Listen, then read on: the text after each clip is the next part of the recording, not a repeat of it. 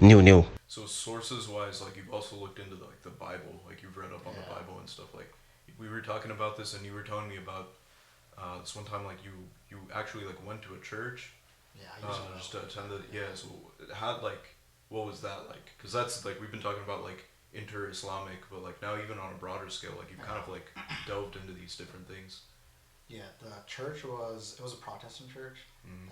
so I used to just go for the Bible study. Yeah, This guy was trying to convert me. I was in his physics nice. class, so he's like, "Hey, come with me, and let's come to this Bible study, and I'll tell you about it and stuff." I was like, okay, and at that time I had already been kind of looking into that kind of stuff, like that topic, just because of like Zakir Naik's videos and stuff like Mm. that. Just at that age, I'm like Yeah, freshman in college basically. yeah.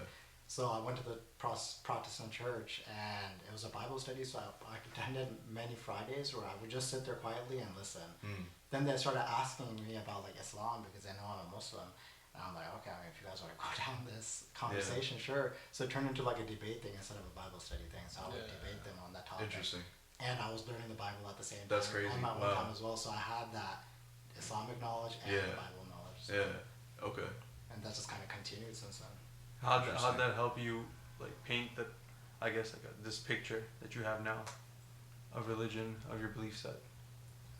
For me, I mean, as cliche as it sounds, it kind of improved my belief in Islam. But like, still, Yeah. regardless of that, like, at least I know enough to say that hey, I actually did that research on the Bible and like, because we're living in like a majority Christian Christian place, society, yeah. right? Majority. If anybody comes and talks to me about this topic, at least I read it and I know about it, rather than just being like, oh, I don't know, I just believe in Islam because my parents believe in it. Yeah, you're familiar with the other source material, and you Yeah. kind of have a sense of like, Yeah. okay, interesting. I'm asking because It goes down more deeper. I just don't want to get into that, but like that's kind of like the baseline. Sure. of it. Yeah, yeah, you, yeah. you mentioned like this did not help you get to the truth. What did you mean by that? Why and why? Why did it not help you? Oh, like because it's so the reason why I didn't is because when you're, for example, when you're studying hadiths and stuff, there's so much information that if I'm not taking like a proper course on this, there's no way I'm gonna get all the information I Be need. able to sift through Like everything. for example, if I'm genuinely going and looking for the truth in this, I'm looking at what the Shia sources say, and I'm looking at what the Sunni sources say, and like what they say about each other. Like I'll go to a Shia website and a Sunni website. Both of them give a response that sounds good enough to me, but at the same time, I'm just like I don't have all that knowledge to still be able to absorb everything. Because at the end of the day, I'm still a layman's Muslim. Yeah, it gets confusing, especially like because when I've tried to look into this stuff, Yeah. methodologies. Yeah. Even within one school of thought, different scholars have different methodologies. So it's like you're not even going argument versus argument. At some points, you're going just like thought process versus thought process, because those arguments or those points or whatever come from like a certain angle on Yeah. the source material. So Yeah. it just adds a whole nother layer of like intellectual like stuff you just have to wade through. Yeah. Like, okay. Like for example, well, let's say the book Nahj al-Balagha, right? Yeah. Sunnis will say, oh no, that you can't believe in that book. There's no, you don't know who the author is. Right. Shias will somewhat agree and say they don't have that much information on it. But when you read it, when you read what Ali is saying about God, you're just like, there's nothing out there.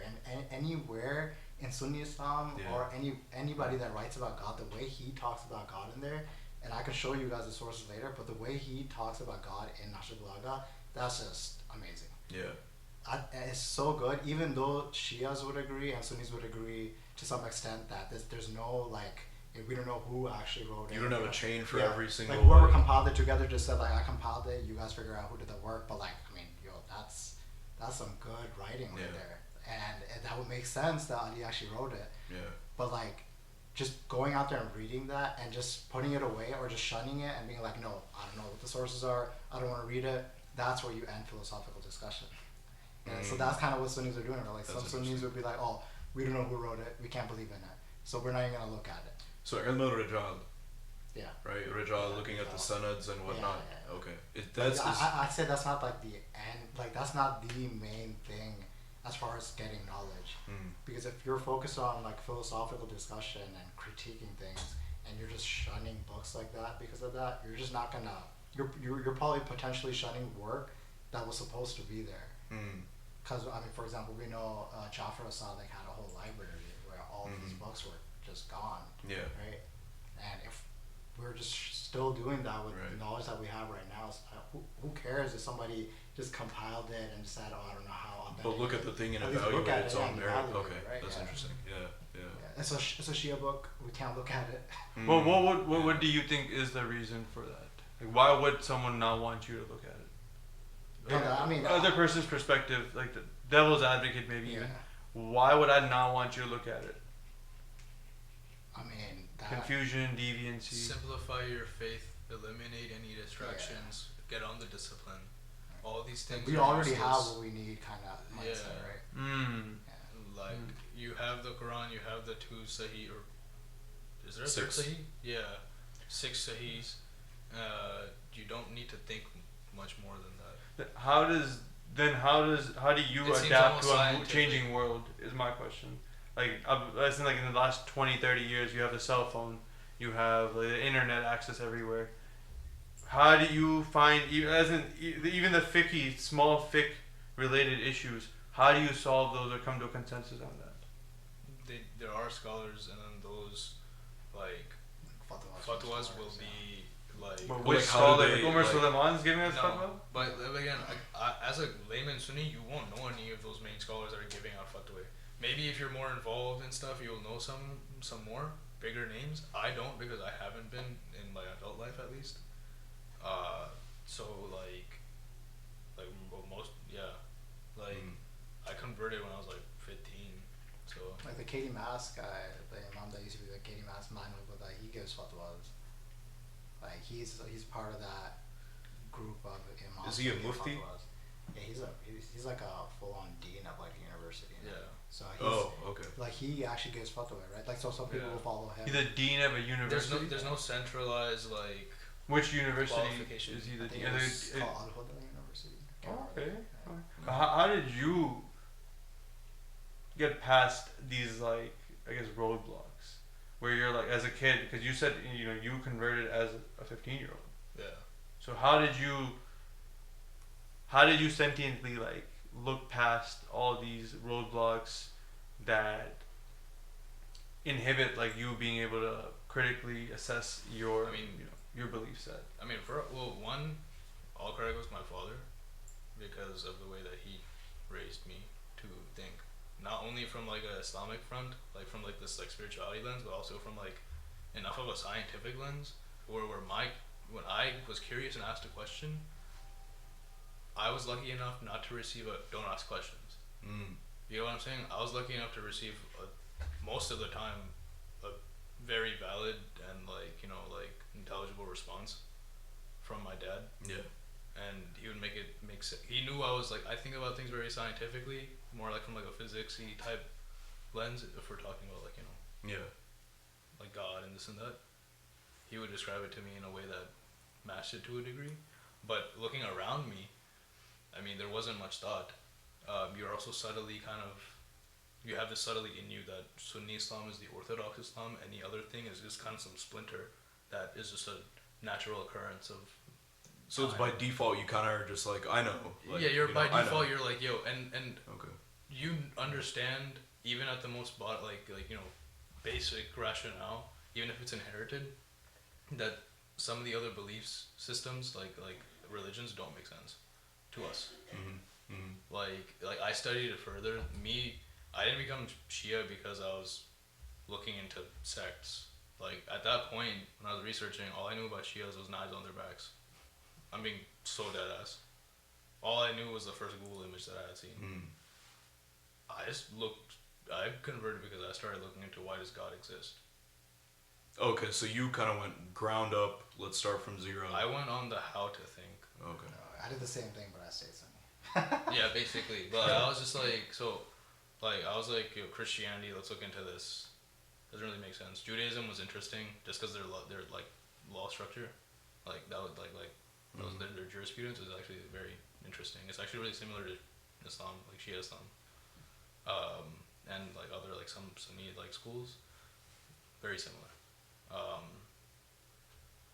What else? Like that didn't really but it just didn't make sense. Yeah. After a certain point. Yeah. Islam made sense. I was like, okay, cool. I came to Islam. Then I was like, all right, let's look into definitions of God. Then I found Imam Jafar Sadiq, and then I found more stuff, and I just kept going down the rabbit hole. I decided to go to my father after a while, and I was like, hey. Did you come across Nahj al-Balagha? I did. My dad had Nahj al-Balagha, so I actually read that like before. I barely understood some of it, so It's deep. yeah. But like for the most part, I got it. I had read it, not all the way through. Sure. Yeah. But when I started getting to the definitions of God, how can you define God? Where is God? The metaphysics of it. There was more information. Okay. And that made sense on the Shia Islam side on these topics. Theologically which is wise. what drove me to dive deeper. So I told my dad, I was like, hey, I want to go to a Shia center. Like, I want to go to a Shia masjid. And I kind of want to be Shia. And he's like, hey, kid, let me tell you something. I'm Shia too. And I was like, what? No! Because at this point, all I had known was that my grandfather was Shia. Yeah. My dad... I'm thinking of that Star Wars scene. Yeah, my dad had never... Yeah, basically, my dad never told me, like, that he was Shia because it avoided problems with my mom. So, yeah. And even now, like, when you're trained a certain way, like, I still, like, I have a problem with, like, intercession. Just because of how I was like, trained to, like, yeah. you know? Yeah. Where it's like, I will talk to God and ask for something through their right, but I will never go, hey, Imam Ali, ask God. Sunni, But even that's like, yeah, okay. But that's my thing, right? So that even in that, there's a little bit of that like left, and I don't mind it kind of at all, because I kind of do. Yeah, I mean, yeah, right? it's not a like it's just a thing. Yeah. How receptive did you find, like, I guess, once you converted, the community that you that you were a part of, when they like, and I'm talking about like these things, you know, depending on what community you live in and how like progressive they are, it's kind of, you can convert, and next thing you know, you're not part of the Sunni community or the Shia community. As in the Sunni, they don't want to claim you, they don't want to give you their daughter like for marriage or stuff because you're Shia now. And the Shia people are like, well, you just became Shia like 2 weeks ago, buddy. Like, what do you mean? Where like, did you come from? Well, I mean, I'm assuming because, you know, being like Sayyid, being Shia, like, it's just kind of like you don't even notice. But like when you hear other people's experience through this, you understand. I guess not understand, but you recognize there are roadblocks that our community puts for converts. And this is me after, you know, I started this off by saying converts are annoying. So, but yeah. I mean, I've come across that, but like honestly, I kind of like being the outsider to a degree. Like, you found yourself being the outsider. In the beginning, yeah. Well, in the beginning, I didn't even tell most people about it. You know, like nobody asked. I didn't tell anyone, and also like you know, half of these Shia kids after like I'm pretty quick on like picking up how somebody's thinking. Most of them were in like at least as like 15-year-olds, they were just as ignorant as like Sunni kids. There were equal amounts of ignorant, where it's like the Sunni kids just think they're kafirs and the Shia kids just think, oh, the Sunnis want to kill them. And so like I was like, I just didn't mention. The people that didn't know was fine, because they just thought I was like, you know, like a cool guy, or was chill or whatever. I had made friends, so I kind of like blended in. But also, whenever I started getting more like, I'm like, hey, you know, I used to be Sunni, right? I'm not going around saying that, but like, when that topic came up more, I definitely felt that. People got weird? I mean, again, as you get older, it's like, oh, you're gonna have a problem, like, you know, people are gonna judge you differently. Is it, like, it's a realistic thing for me to take into account, like, hey, if I ask for, like, some girl's, like, hand in marriage, they're gonna be like, hey, your mom's Sunni. Or it could be like, hey, let's debate religion real quick. And in the middle of that conversation, when I have nothing to say to you, but you're actually Sunni. Yeah, exactly. So, and I've come across that more than anything, where it's like, if I bring up a thing at any topic, right, that I'm like, hey, I don't like the fact that, I don't know, this seemed a little shaky to me or something. I don't know, right? Yeah. It's just like, tum to hoy sunni. That'd be Hani. Hani be like you convert. Yeah. So, but then I do that, bro. Hell yeah. Yeah. So, but then it's also just like, I'm like, alright, bro. shut Like, up. I get it. No. But then at that point, it's like, I get it, bro. Like, not you, but like the other guys. I see a lot of this like inherited Shia pride, not even pride, arrogance. Yeah. So there's like an analogous, there's an analogous ignorance. Even with Sayyids, y'all too.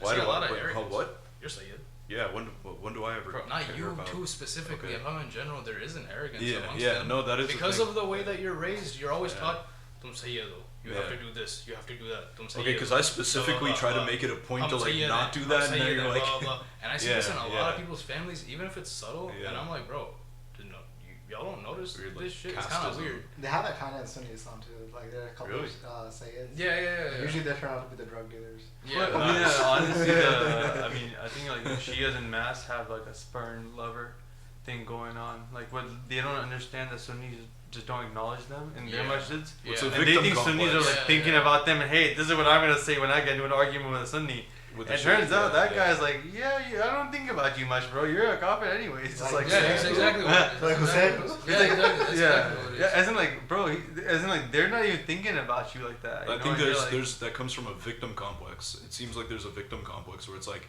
a lot of times even Shias in the West who have never like met a Wahhabi in their life, they still somehow identify with the oppression of like, you know, that Shias who are actually getting shot up in parts of the world like in Pakistan are feeling. Yeah, in Barachanar, right? And they'll take that upon themselves here in America. Oh Mhm. yeah, all these I little feel like kids there's running, the kids running around with like they calling each other Sai, taking the hand over heart like. Well, nah, it was it's- more like it's- kill me, I'm it's- Shia. kill me. Like, Yeah. like those shirts that went around maybe a decade But ago. it's like, dude, you've never been through anything. Like, It's you just- grew up in whatever suburban American city Yeah, they're you just grew up in. you're just an alt Muslim, right? You're like the Yeah, odd you're, one you're out. like a little different. Yeah, you got your. You're the goth Muslim. But and I was talking to like That's we were talking about this earlier. It's broadly speaking, Shia Islam in the U.S., Sunni Islam in the U.S. It is all you can typecast it as evangelical Islam, right? Yeah, Where how it is so? honestly like Protestantism. The Protestantism in the U.S. is so distinct. There's a great podcast on this, like I told you guys before, by Matt Christman, where he talks about this in the Mormon movement here, and talks about how the post-industrial revolution, these religious movements domestically, they have molded the Protestant population here, maybe even the Catholic one to an extent, into something much more distinct than its counterparts in Europe. Mm. I think the Catholics are more in line. Yeah, I Like, mean, I would imagine so. I have a couple of friends that are like Catholic, the closer ones, and I can actually have like conversations with them about religion, and they're more in tune than like any Protestant. I can actually have conversations with them. Yeah. That and like my friend Isaac, he's Orthodox. Yeah. He's Syrian Orthodox. I can conversate with him. Uh-huh. So I think they're more in line with like even, especially the Catholics with like European or Eastern. Yeah, I mean, I'm Well, sure. because it's centralized with the Pope and whatnot. With the right? Pope, it is So, Yeah, I'm sure, you know, relative to Protestants, maybe even Sunnis or so, it would be much more, much more homogenized, the belief set. mhm. Yeah. It's more so, I guess,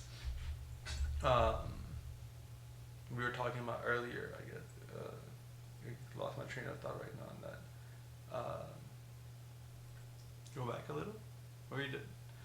Protestantism in the Yeah, States, Mormonism as well. you will see like our material conditions, our like the infrastructure, the ecosystem that we have around us, it makes our experience through Islam, through life, so much more distinct than any other Muslim in the world right now, right? I think there'll be very few, like maybe in Saudi there's a few people, like few families that are enjoying the kind of luxury, the kind of decadence that we have, the kind of leisure time that we have Yeah.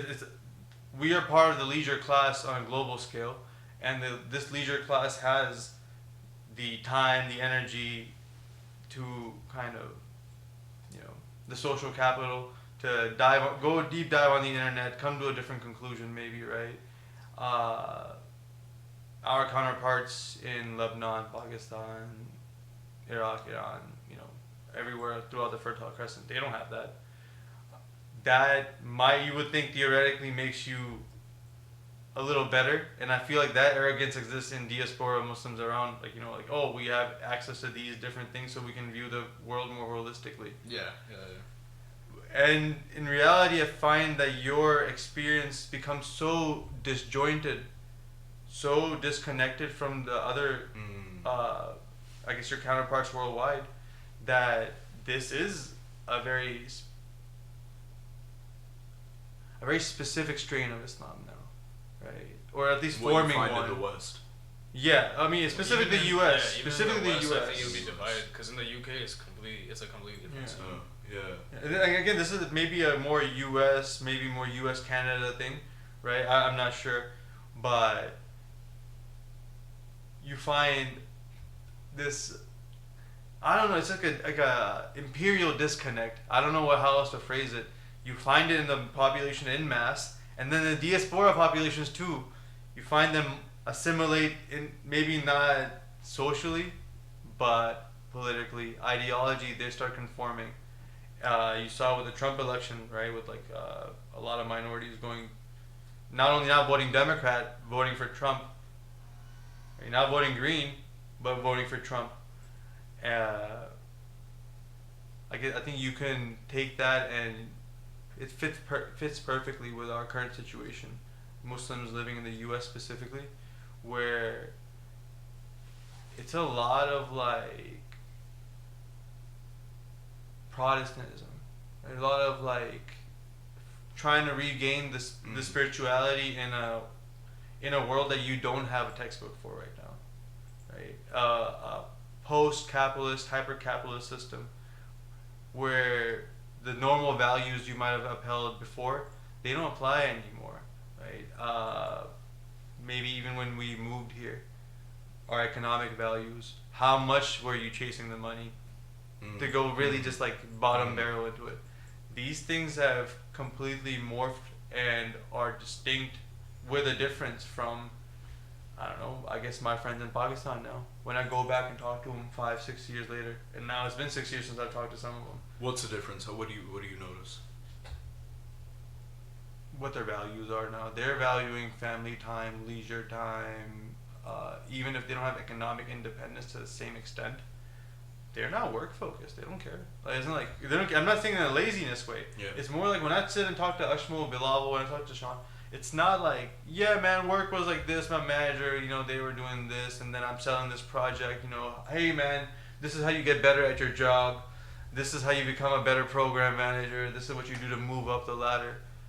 I don't have those conversations. They're talking to me. Yeah, have you heard the news recently? This, and this, blah, blah, blah. And I'm sure you can have these conversations here too. I'm not gonna misconstrue that. But they are in always with the lens of economic interest. And I mean, I've gone on a spiel here, but for example, to close it off, I've talked to people who are apolitical, but they're like, I'm anti-immigration. What are the jobs what about the jobs? We don't have jobs. Or lower taxes. I don't care about social safety nets. You should do, my dad makes his money. You should make your own money. And it's as simple as that. The economic lens does not need any hammering down in ideology or education. It's like an ideological assimilation almost, where they take on the mind of the colonizer, or at least it's like you want to be in that position where you can say, screw all of these typical it's not conscientious in my opinion. Yeah. It's more like the rat race just puts that frame of mind, that mode of analysis. Mm-hmm. Yeah. Once you have that lens, you start viewing everything through it. So, once you have that lens of economic interest to solve problems, well, now any problem that is not being solved, it's because one of us has not aligned ourselves with the MO, with the modus operandi of society, and that's your fault. You should make more money. Why should we have more taxes? So that's the Protestant ethos. Okay. Yeah. Why should you come here? Why can't you come here legally? and these are the kinds of aesthetics that we take on, and I think that's what sadly allows us to live freely, independently of any any reminiscence of like, hey man, we have our counterparts worldwide that are in not only in bad situations, they're going through oppression. So it's not something like, hey, this is poverty, this is a scale, this is the development cycle at play. The scope of attention is atomized, and it's an individualized thing. Yeah, I mean, I see that a lot from, I've talked to Sunni friends who are like, hey, all you can do is pray for them. I've talked to Shia friends who said that too. Yeah, which is a new thing. I'm like, again, that was new to me too. These That things was wild. mold That was into wild. each other, and you see it, right? Like you see wild. it. Like, there's a roundabout way of saying we need to preserve our interests here. Yeah. Like there's a hadith about the Prophet ﷺ where he says like how important it is to like do something when you see something like that, like oppression, and then he goes on the steps, and then he says like the least thing is just feel bad for them. It was the first thing you should do is do something against it with your hand if you can't. Yeah. And you then speak against it with your tongue if you can't. Hate it with your heart, and that's the weakest of iman. Yeah. Yeah. And people, it seems like they're just like, all right, we'll just go with that one, man. Hey, at least we're following the sundown. Yeah. And then no, they remember the second step. They misremember the second step. It's join them. It's like feel bad. The second step, join them. You're like, sorry, I don't mean to do this. I just have to because lower honestly, taxes. It's better than some of the other arguments. Even some Shia people have like some weird arguments. Shias have been the most like outspoken on like Palestine or the most oppressive matters. Now there's some new Shias that are just like, Palestine needs to hate Shias. We shouldn't support them at all. Yeah. There's that trope of. And it's like. That's a very specific narrative that's gone around the past several years. Actually, it's like, who gave you this? Did Bill Maher give you these talking points? Bill Maher like, type people. Yeah. There are like Bill Maher type people on the screen who are prophet, giving isn't that what they call it? Yeah, as in like, it's Shia masjids, they'll be using these tropes that you're like, wait, who is that? Who's that guy who's famous? That O'Donnell, he's like atheist. He's like one of the atheists. Like, remember the anti-theist movement? Yeah. He's famous, bro. Richard Dawkins? Yeah. And it's like, we're taking on these tropes from these guys who, I think even right now, they were like, hey, if you're LGBTQ, they'll throw you off the roof in Gaza. You know that? And I was like, wait a minute, does that actually, when's the last time anyone's like ever heard of this? So I don't even think that. As in like, they're taking like an ISIS thing and just porting it to that.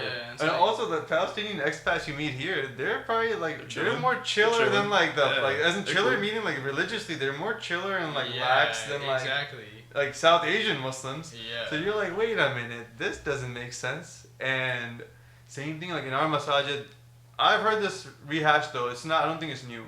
Where like these. No, I'm saying new as in like the past couple decades. I haven't heard this. Well, I didn't hear this when I was like really young. I heard this at least like maybe the past 10 years become maybe more of a thing. This whole like since post like Arab Spring. And I think you see like a uptick in sectarian rhetoric on that side too, post Arab Spring. I think maybe post 06, like Hamas taking over in 06 and having that like little more militant image. Yeah. That imagery feeding into the whole like Muslim like terrorist thing. That or even honestly like in a way like U.S. invasion of Iraq. Right?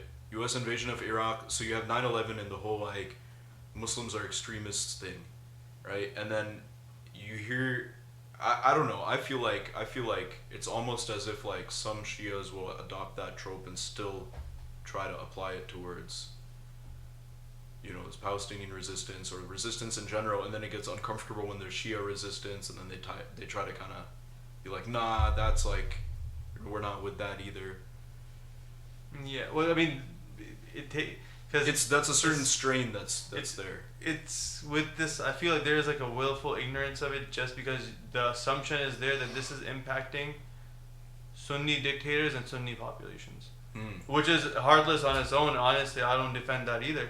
But it's like, hey, well, Saddam was a bad guy and Gaddafi's a bad guy. So whatever's happening to their population subsequently, it had to happen because they're bad guys. I mean, I find that though. I found this in a recent conversation with this, like when Hassan Nasrallah, he was assassinated, and same thing on the Sunnis. Hey, I don't agree with Israel, but that was a bad guy. So it's at the end, it's a win-win thing. Right. So lacking in the material analysis again of hegemony, of imperialism.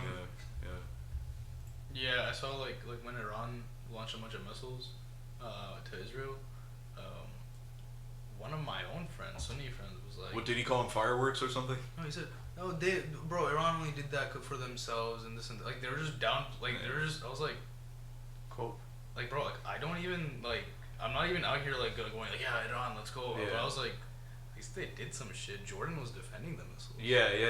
And say something about that. So then I was like, but there was this weird like, he went out of his way to like specifically break the Shias can't be a yeah, it's like they just did that for themselves, and I was like, what the fuck do you? Man, it's school. Like, what did we? Yeah, wait, what? How does that work?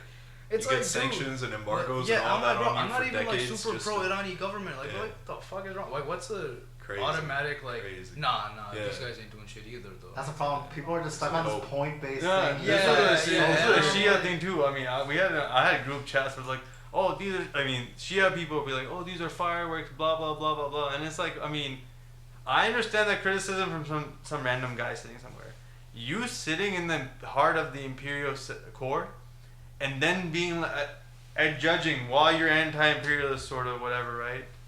You're like, oh, these are just fireworks, bro. You are a taxpayer into the system. Yeah, you're paying for. Like you're paying for like the fireworks on the opposite side. You're paying to shoot the fireworks down. Yeah, and again, this start debating about who's the holiest. This cognitive dissonance, right? Of like, hey, we need to live here, and like this existence, like specific to the Shia population. It's okay what the U.S. is doing abroad because it's affecting Sunni dictators and Sunni like populations. So that's not our but then you look back and you're like, wait, the past 20 years, not that you need to make this type of like accounting. You're like Syria, Lebanon, Yemen, to an extent, like Iraq, Iran. Yeah. You're like, the casualties keep on piling up, and this is not counting whatever the long-standing effects of the U.S. Original war in Afghanistan in the 80s has caused in that region, right, in Pakistan. So you're like, this isn't even cogent analysis. It's something easily debunkable. First we used to think maybe it's ignorance, maybe you're stupid. Nah, I feel like now it's willful. It's willful ignorance based on your economic incentivization, I guess, or I mean maybe it's not as naked. It just goes, bro. It's the most basic trope ever. Guy's in college, he's a communist. You know, as soon as he graduates and buys his first house, he's the first guy that's just like, yo, fuck immigration. He can be an immigrant. Becomes a Republican. The first guy that's just like, you know, meaning he becomes a Republican. It's like full on all the communism shit. Just goes full red, full right, because it's economically benefiting him. Yeah. And this is something that is the oldest fucking trope in the States. It doesn't matter what community. You can be South Asian. You can be Cuban. You can be Mexican. You can be whatever the hell. You can be in this room. You can be in this room. It's me. I am that guy. Get off of my street, you crackheads. Like, Get out of my country. It's like, I'm your sister. It's like, what the fuck? No, I'm serious. I see people driving down the street.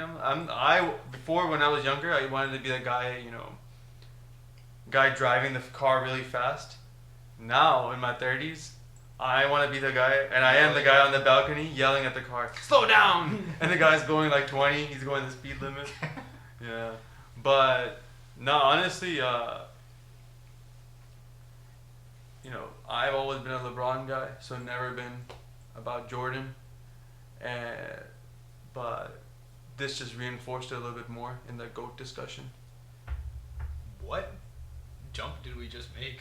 Yo, that was wild. LeBron Jordan. I thought we'd close on that point just so that we have something to talk about next time.